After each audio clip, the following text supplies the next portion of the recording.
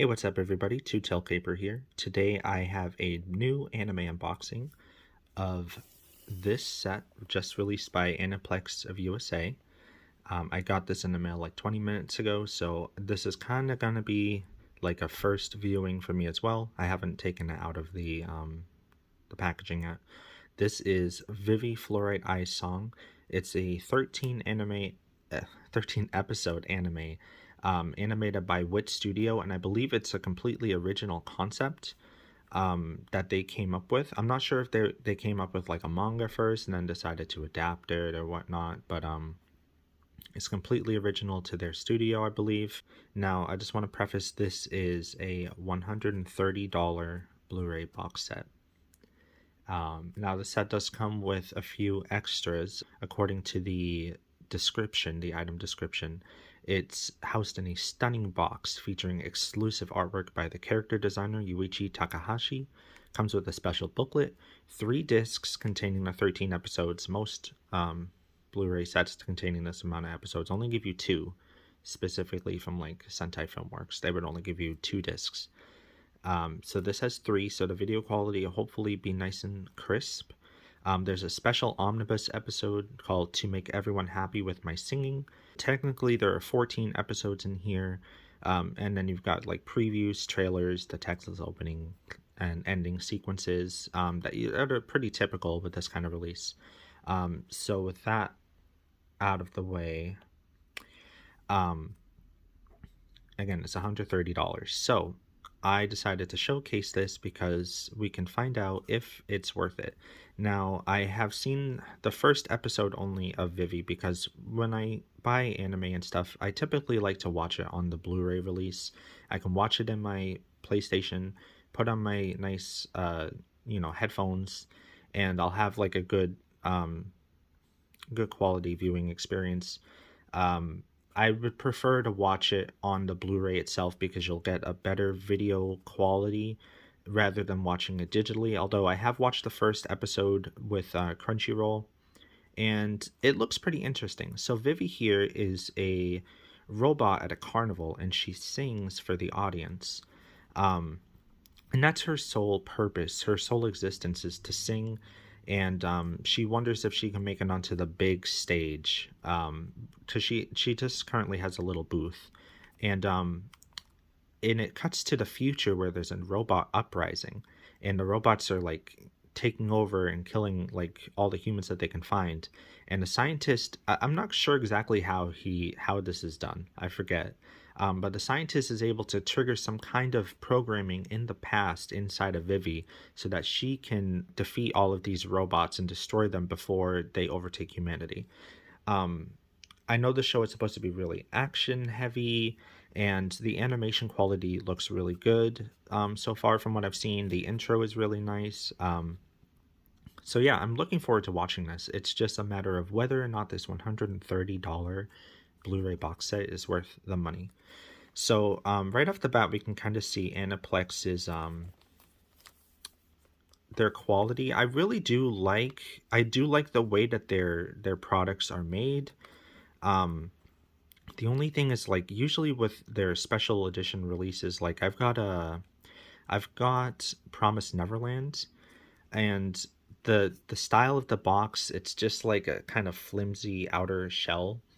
And it looks really nice and it's well made and everything like that. But when I have my anime stuff, I prefer to have a sturdy chipboard box just to keep it safe and look really pristine and nice. And usually Aniplex kind of disappoints on that front, where, because I mean, you're spending $130, you want it to look good. So here's the episode listings, the staff and the cast. There's all the bonus materials. I mean, overall, the design of it looks nice so far. There's the spine, and there's Vivy, and here's the other spine.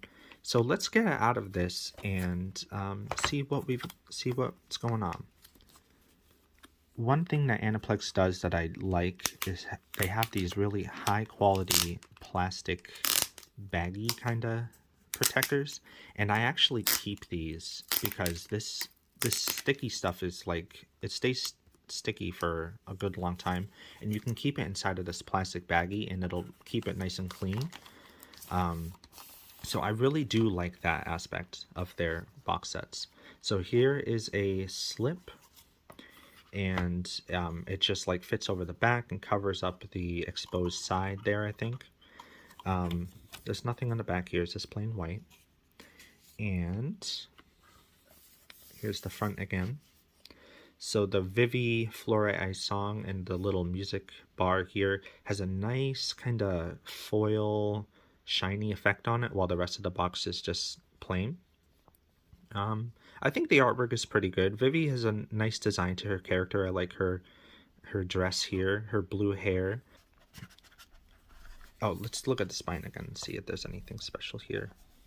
No foil shine for the spine, but I do like the contrast between the thick blocky letters that say Vivy and the very fine lettering to spell out Fluorite Eye Song.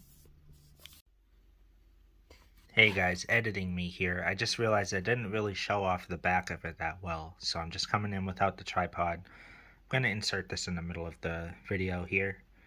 The back is pretty. You've got Vivy kind of splayed out, lying down against, it looks like, I think it's just a normal floor, but with the colors, it almost looks like stained glass. There's some kind of writing here, and because of the font, it's really hard to read, so I'm going to go in. I'm not going to read it because it'll take me forever to figure out what this says. I think it's the black outline that's making it just so hard to see, but it's just as hard to read in person as it is on camera, so good luck with that. Here's the back. Now, again, it's kind of like a thin, flimsy case. At least it does look nice, though. So I'm a little disappointed on that part. Let's look at the booklet. Vivy Fluorite Eye Song booklet. I mean, this is plain, huh? Not really grabbing me here. It almost seems like a like a template or something. It looks like I've got a fine hairline scratch on my booklet as well, which doesn't make me happy, but whatever. This font is kind of boring, but at least we have some nice colorful pictures inside. The in-person, the print on these is pretty good.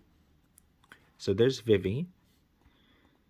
She's got a little AI teddy bear companion, which is like the programming that was activated in the past. I think he loses the teddy bear aspect of him at some point, and becomes like an orb, I think. Or maybe he just gets integrated into her for the rest of the show. Not sure yet.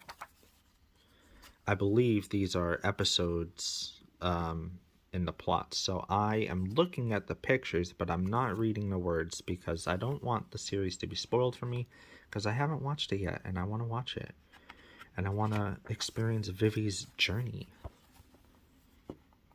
I want to see, does she destroy all of the robots in the end? And does she get to be, the pop star? So I'm not reading the words. I'm just looking at the pictures. I mean, look at the artwork. It's really good. The show has a good style to it. It looks nice and crisp, nice and bright.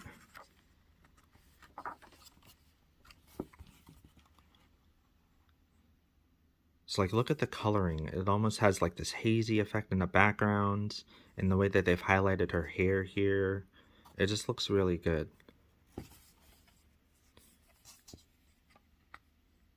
And she's an AI, so her eyes are going to have some, like, mechanical details hidden in them, even though she looks human, for the most part. Oh, I didn't show you the words on there, even though I'm not reading it. You guys can if you want to pause it.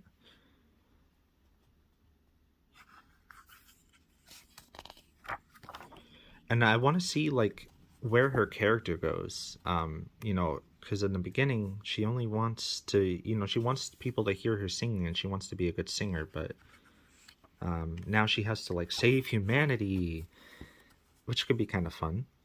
Okay, here we have some, like, pre-production stuff. I always like these kind of pre-production photos, the way they like outline the highlights. I mean, look at the difference between there and the final product. Look at all the detail gets added in later. It's cool to see, you know, the shot in its like primal form. You haven't even seen my final form. But yeah, here's some comments and some like slight interviewee kind of questions. Again, I'm not reading this yet because they're talking about settings for episodes and I don't want to be spoiled yet. I will watch this soon, hopefully, because the first episode was pretty good. I mean, it's just the first episode. They just want to introduce you to stuff, and I'm sure the action and things will pick up later, which is fine by me. I know Wit Studio, who animated this, has some pretty good prestige behind their name. I backed one of their Kickstarter movies, and I forget what the name of it is exactly. And I haven't watched that one yet either, but the way that they were able to perfectly recreate the style that the manga had and put it into the movie and make it move was really, it looks really cool. And that is definitely on my watch list that I have to watch soon, because I kickstarted that and it came in a nice box set, and you know, I still haven't watched it yet, and I paid quite a bit for that as well. So cool stuff. Character sheets. Be interesting to see how many of these characters are actually important and which ones are just look at the robots, like the normal AI stuff. It's clear that Vivy is like special, because this is their, like, the normal ones look like. So yeah, that's pretty cool. Cool. More characters. Is she some kind of AI? She is an AI nurse. I like how the I don't know if they just did that to show her details or whatnot, but if she can like control her little back flaps on her outfit there, that's kind of cool. Look at this outfit. See-through, but long and flowing. Interesting. I like the hat, the little beret. And I'm not reading too much, I'm just looking at the photos. And here's the staff again. Here's the English cast. Let's see. Do I know any names? Jeremy Lee. Oh my gosh. I know that name, but I can't remember anything else that she's voice acted in. And she's kind of low to the bottom. I'm not sure which character she voices. Wendy Lee. That one sounds familiar too. So some familiar names, some unfamiliar names. I probably will be watching this with the English dub, because that's how I like to watch my anime. Again, really boring book design. What is this font on the front here? We couldn't have the nice cursive font that they use for the box. You know, the Fluorite Ice song. That would have been... They could have done something better than this, I think. Anyway. Here is the Blu-ray case. We have a clear Blu-ray case with an embossed logo. This is beautiful, beautiful artwork. Vivy in a sea of flowers looking up at a tower. This is very beautiful. And it, oh, thank goodness, it's continued on the back as well. So we can open this up actually and get a full spread view. I can feel some plastic pages with my fingers. That's also good, because stacked discs are a no-no, even though there's only 3. Sentai Filmworks or something will probably find a way to stack the discs together, like their Clanad Steelbook. That annoys me so much. Okay, squeaky disc. The inside artwork is alright. It's accentual, but it's a little boring. The discs are boring. Episodes 1 to 4. Disc 2 and disc 3. Pretty boring. Almost completely plain in the back here. Lots of plain white. I guess maybe that's a motif in the show. I don't know.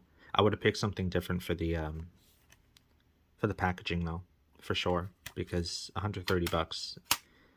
I can appreciate simplicity when it's done well. Like if the discs themselves were the only thing that was kind of like plain white and boring, that would have been fine.